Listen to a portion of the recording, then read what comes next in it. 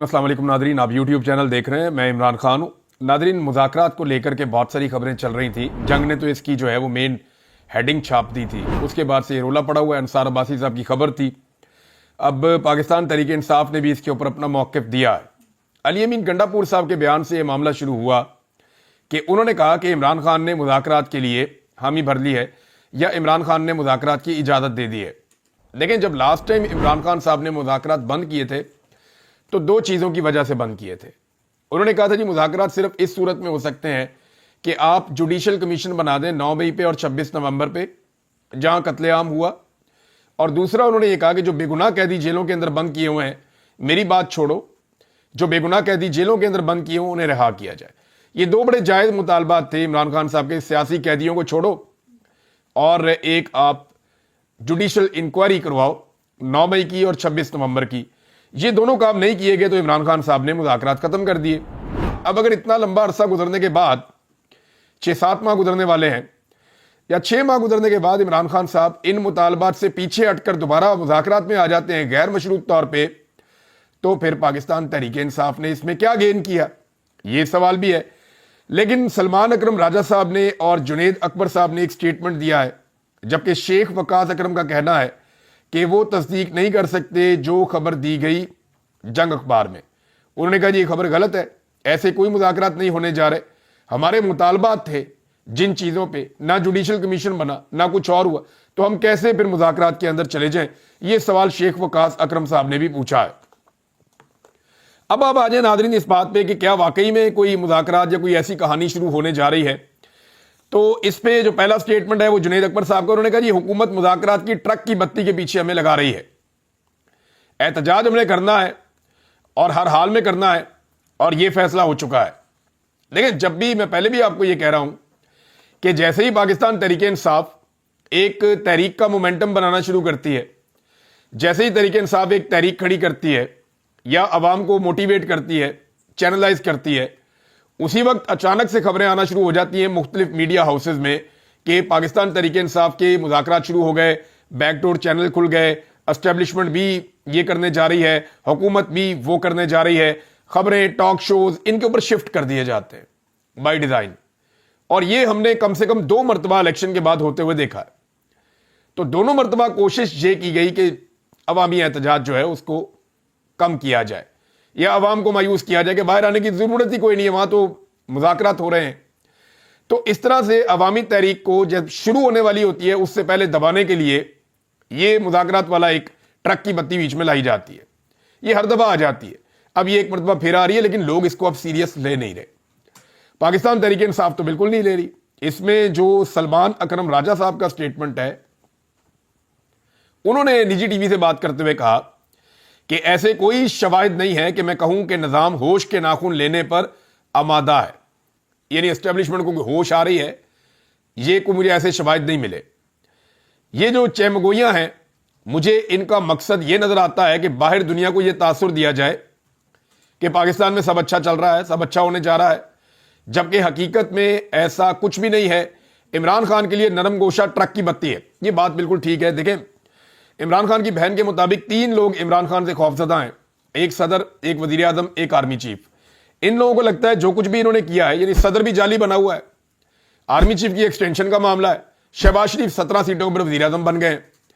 अब जो कुछ पाकिस्तान तहरीक इंसाफ के साथ या पाकिस्तान में इलेक्शंस के साथ जो आइन की धज्जियां बखेरी गई हैं, जो कानून को पामाल किया गया है, जो जुल्म और बर्बरियत इस मुल्क में की गई है, इन सबको ऐसा लगता है कि इन्हें जवाब देना पड़ जाएगा। अब ये वो लोग हैं जो ओहदों पे बैठे हुए हैं, जो ओहदों पे नहीं है उनकी भी एक लंबी लिस्ट है। यानी इसके अंदर आप ये समझ लें एमक्यूएम भी बड़ी परेशान है। फजल रहमान भी नहीं चाहेंगे कि इमरान खान साहब जो है वो ताकत में आए। इसी तरह जो है वो नवाज शरीफ तो कभी भी नहीं चाहेंगे। और उनके बारे में ये खबर आजकल फ्लोट कर रही है कि जब जंग के दौरान में इमरान खान साहब के बारे में बात भी की गई तो नवाज शरीफ साहब ने इस बात पे ही इंसिस्ट किया कि इमरान खान को जेल में रखो। यानी कुछ भी हो जाए, मियां साहब इमरान खान साहब की मुकम्मल मुखालफत जारी रखेंगे। नवाज शरीफ के लिए डरावना ख्वाब जो है वो यास्मीन राशिद है कि जिस दिन वो बाहर आ जाएंगी उस दिन नवाज शरीफ साहब का भट्टा बैठना शुरू हो जाएगा।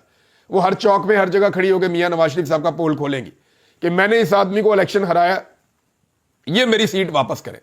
क्योंकि यास्मीन राशिद साहिबा जो हैं वो बड़ी स्ट्रगल करने वाली खातून है, सारी जिंदगी उनकी ऐसे गुजरी है। अब अगर उन्होंने, यास्मीन राशिद साहिबा ने, नवाज शरीफ को हर जगह पे चैलेंज करना शुरू कर दिया, अदालतों में, हर जगह पे, तो उनके पास मीडिया भी आएगा, असर रसूख भी आएगा, वकला भी साथ खड़े होंगे, डॉक्टर्स भी साथ खड़े होंगे, सिविल सोसाइटी भी साथ खड़ी होगी, सोशल मीडिया भी साथ खड़ा होगा।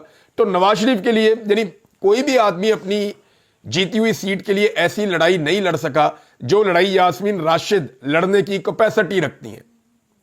तो इससे ये नवाज शरीफ साहब को एक खौफ है। अब जुनैद अकबर साहब ने भी कह दिया, सलमान अकरम राजा साहब ने भी कह दिया, शेख वकास अकरम साहब ने भी कह दिया।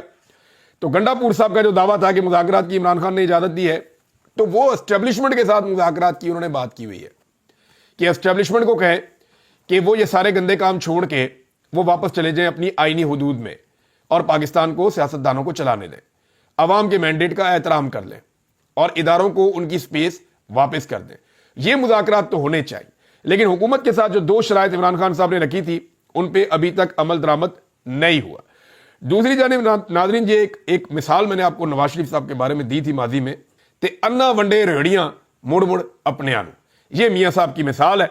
और यही किया इन्होंने। अब यौम तशक्कुर पे सबने अपना अपना स्टेटमेंट जारी किया, सदर ने किया, वज़ीर आज़म ने किया, बाकी सब ने किया। 21 तोपों की और 31 तोपों की सलामी दी गई।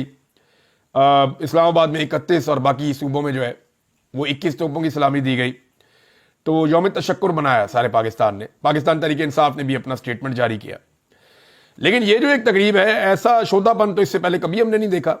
ये एक तकरीब की गई सरकारी सतह पे और इसमें ये टीवी के ऊपर चलाए गए नाम और ये अकाउंट्स के, जनाब इन्होंने इंडिया से बड़ी जंग लड़ी है, प्रोपेगेंडा की जंग बड़ी लड़ी है इन्होंने इंडिया से, वो सारे अकाउंटों के ऊपर नवाज शरीफ साहब का मुंह फिट है। मियां साहब के जो पेड अकाउंट हैं PMLN के, उनकी प्रमोशन की गई, जनाब इन्होंने लड़ी है इंडिया के साथ लड़ाई। अब जरा हकीकत में आपके सामने रखता हूं कि एक्चुअली इंडिया के साथ कौन लड़ा। PTI और PMLN का मुवाजना कर लेते हैं ना, जो आम पाकिस्तानी है, जो ज्यादा सियासत में हिस्सा नहीं लेता, लेकिन आज वो मौजूदा हालात के तनाजुर में इमरान खान के साथ खड़ा है। सोशल मीडिया एक्टिविस्ट, एक आम पाकिस्तानी जो सोशल मीडिया इस्तेमाल करता है, उसको भी जरा छोड़ दें थोड़ी देर के लिए। अब आप आ जाए पाकिस्तान तहरीक इंसाफ और PMLN के कंपैरिजन पे, और ये कंपैरिजन हमारे सामने मौजूद है। इसमें 8 मई से 12 मई के दौरान नून लीग की तरफ से टोटल 184 पोस्टें की गई, जबकि पाकिस्तान तहरीक इंसाफ की तरफ से 641 पोस्टें की गई। इनमें जो ओरिजिनल पोस्ट है नून लीग की 100 और PTI की जो ऑफिशियल हैं वो 198 हैं, यानी दुगनी पोस्ट की पाकिस्तान तहरीक इंसाफ ने। नून लीग की इन पोस्ट पर जो व्यूज हैं वो 2 करोड़ हैं, पाकिस्तान तहरीक इंसाफ के जो व्यूज हैं वो 5.5 करोड़ से ज्यादा हैं। बहुत फर्क है। नून लीग की जो ओरिजिनल पोस्ट है इस पर व्यूज 15 लाख, जबकि पाकिस्तान तहरीक इंसाफ के 1 करोड़ 29 लाख से ज्यादा हैं। 10 गुना का फर्क है, 9 गुना का। इतने ज्यादा व्यूज पाकिस्तान तहरीक इंसाफ को नून लीग से मिले हैं। ये लड़ाई के दौरान की बात कर रहा हूं। और वो अपने ही बंदों को बुला बुला के जो है ना, उनको वो मेडल और शील्ड्स पकड़ाई जा रहे हैं कि जनाब तुमने बड़ी लड़ाई लड़ी है बयानिए की, इंडिया के खिलाफ, प्रोपेगेंडे की। हालांकि सारी लड़ाई अनसंग हीरोज हैं पाकिस्तान तहरीक इंसाफ का, सोशल मीडिया और उसके अलावा जो आम पाकिस्तानी है जिन्होंने खुलकर पाकिस्तान के साथ खड़े होकर लड़ाई लड़ी, उनका जिक्र ही कहीं नहीं है। क्योंकि वो अपने साथ इमरान खान का नाम जोड़ते हैं या इमरान खान के साथ खड़े हैं, तो इन्होंने चुन चुन के थोड़े बहुत जो हैं वो बंदे उनको बुला के अप्रिशिएट किया है। अब इन सारी पोस्टों में पाकिस्तान का लफ्ज पाकिस्तान तहरीक इंसाफ ने 386 मरतबा इस्तेमाल किया और नून लीग ने सिर्फ 100 मरतबा इस्तेमाल किया। 4 गुना पाकिस्तान का लफ्ज इन्होंने ज्यादा इस्तेमाल किया।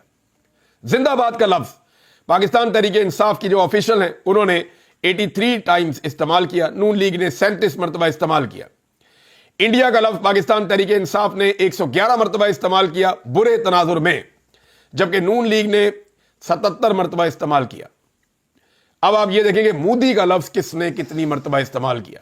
मियां साहब ने तो मोदी का नाम ही नहीं लिया, नाम ही नहीं लिया मियां साहब ने मोदी का, और ना मोदी का नाम लिया उनकी बेटी ने या बाकी लोगों ने। तो नून लीग ने फिर कहां लेना था नाम? उन्हें पता है कि मियां साहब की यारी है मोदी से, मियां साहब नाराज हो जाएंगे। अब लफ्ज मोदी नून लीग के ऑफिशियल अकाउंट से सिर्फ 2 मरतबा ट्वीट किया गया, सिर्फ 2 मरतबा लफ्ज मोदी नून लीग के ऑफिशियल अकाउंट से ट्वीट किया गया, जिसके व्यूज 10,000 हैं, 10,000 व्यूज। जबकि लफ्ज मोदी पाकिस्तान तहरीक इंसाफ के सोशल मीडिया अकाउंट से 45 मरतबा से जायद शेयर किया गया, इस्तेमाल किया गया, और इसके व्यूज 3.5 मिलियन से जायद है। एक तरफ 10,000, एक तरफ 35 लाख से ज्यादा।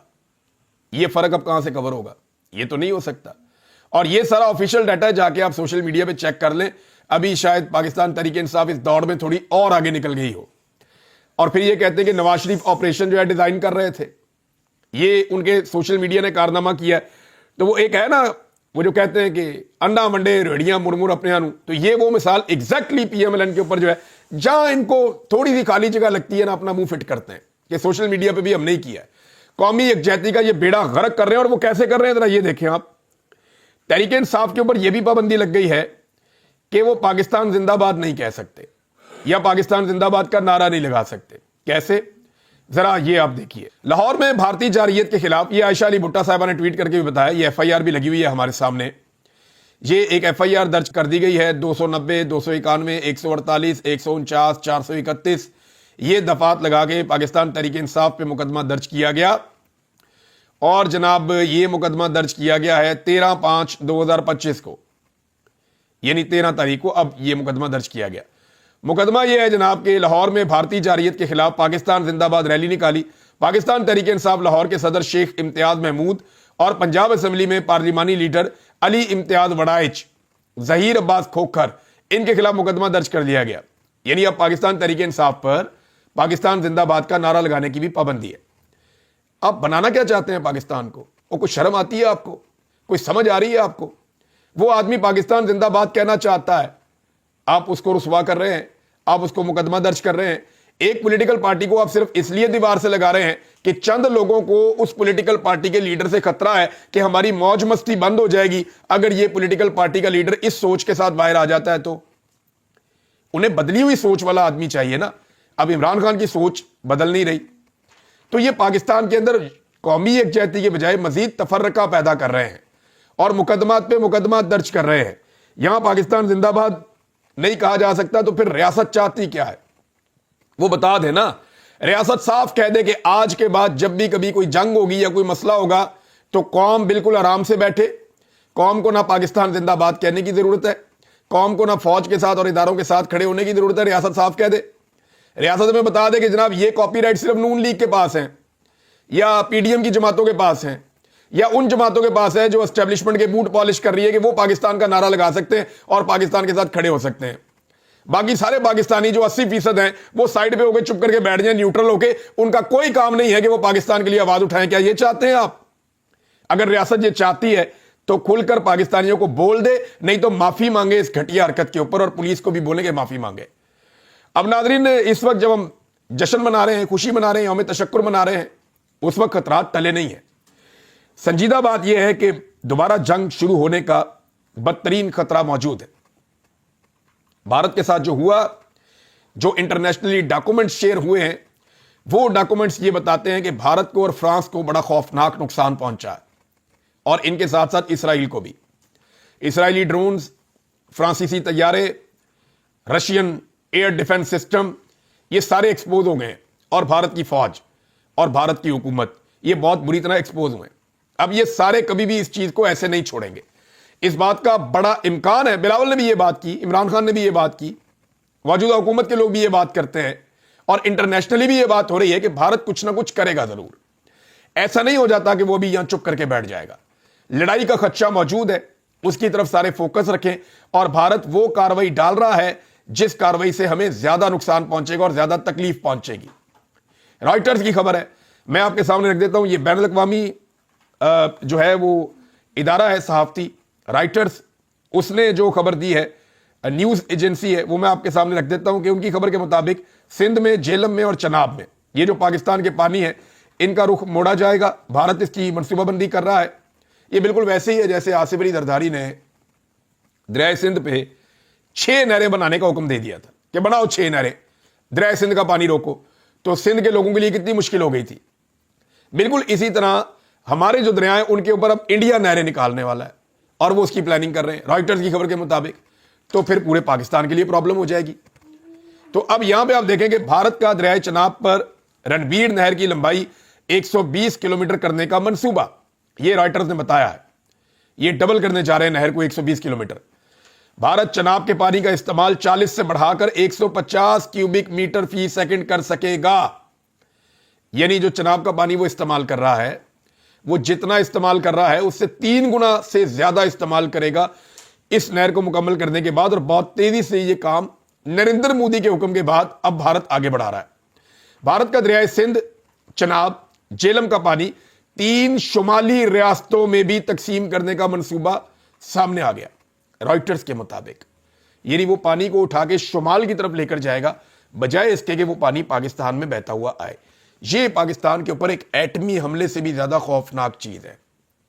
एटम बम तो आपको एकदम खत्म करता है ना, जो बंजरपन है ना, या खुदा ना खास्ता अगर ये पानी दरियाओं का बंद हो जाता है तो ये आप सिसक के आप इस तकलीफ में जाते हैं। पाकिस्तान को किसी सूरत भी अपने पानियों के ऊपर ना कोई नई नहर बनने देनी है, ना कोई नया बंद बनने देना है, ना कोई नया डैम बनने देना है, बल्कि जो स्ट्रक्चर्स इलीगल पहले से बने हुए हैं उनको तबाह करना पाकिस्तान की और पाकिस्तानी फोर्सेस जो है उनकी रिस्पॉन्सिबिलिटी होनी चाहिए। और ये बात जितने भी तज्जियाकार हैं वो ये कहते भी हैं। मकबूजा कश्मीर के पावर प्रोजेक्ट से भी पाकिस्तान का पानी रोकने का मंसूबा है, ये भी रॉयटर्स ने कहा है। अब ये खबरें उस वक्त आ रही हैं जब पाकिस्तान के अंदर इस वक्त जश्न मनाया जा रहा है, जंग के खतरात जो हैं वो बढ़ चुके हैं। नजम सेठी ने मेरी एक खबर की गवाही दी है। मैंने ये खबर दी थी, बहुत सारे लोग छलांगे मार रहे थे। अब जरा आप सुने कि नजम सेठी साहब ने क्या कहा। मैं एग्जैक्टली आपको पढ़ के सुनाता हूं जो उनका स्टेटमेंट है, क्योंकि नजम सेठी बोले तो आर्मी चीफ को प्रॉब्लम नहीं होना चाहिए, एस्टेब्लिशमेंट को प्रॉब्लम नहीं होना चाहिए। नजम सेठी बोले तो नवाज शरीफ को या शहबाज शरीफ को प्रॉब्लम नहीं होना चाहिए। उनका खास आदमी, उनके साथ बहुत अच्छे ताल्लुकात में है सेठी साहब। तो सेठी साहब ने कहा कि पाकिस्तान भारत को जवाब नहीं देना चाहता था, लेकिन जब नूर खान बेस पर हमला हुआ, अब ये देखें नूर खान बेस पर हमला कब हुआ, 9 तारीख की रात को, 9 मई की रात को हमला हुआ नूर खान एयरबेस पे। उससे पहले नजम सेठी साहब ने क्लेम किया कि पाकिस्तान बिल्कुल जवाब भारत को नहीं देना चाहता था, और यही बात राणा सनाउल्लाह ने और इसहाक डार ने की भी थी, जिसको हमने रिपोर्ट किया था कि पाकिस्तान का जवाब देने का कोई मूड नहीं है। पाकिस्तान इस लड़ाई को यहीं पे खत्म करना चाहता है। गो के इंडिया ने पाकिस्तान में बहुत ज्यादा मुदाखलत कर दी है, अटैक किया पाकिस्तान के सेटल्ड एरियाज के ऊपर। तो पाकिस्तान जवाब नहीं देना चाहता था, लेकिन नूर खान बेस पर हमला हुआ जो कि हमारी न्यूक्लियर कमांड से 1 किलोमीटर के फासले पर है, फिर मजबूरन जवाब देना पड़ा। यह नजम सेठी साहब ने कंफर्मेशन दी है। अमेरिका को अंदेशा हुआ पाकिस्तान न्यूक्लियर का ना सोचे, इसने भारत और पाकिस्तान को कहा कि सीज फायर कर ले, और फिर सीज फायर हो गया। पाकिस्तान के गले तो नहीं पड़ा सीज फायर, क्योंकि जाते जाते पाकिस्तान ने ठोक दिया था, लेकिन इंडिया के गले यह सीज फायर पड़ गया। नरेंद्र मोदी के गले में यह ढोल पड़ा हुआ है, वो जरा सा चलते हैं ढोल बजना शुरू हो जाता है।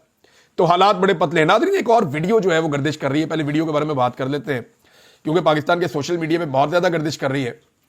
मुफ्ती कबीर साहब हैं, आप सब जानते होंगे, शादियों में बड़े मशहूर हैं, बड़े फतवे देते हैं वो बाज़-औक़ात शराब के बारे में, औरत के बारे में, शादी के बारे में।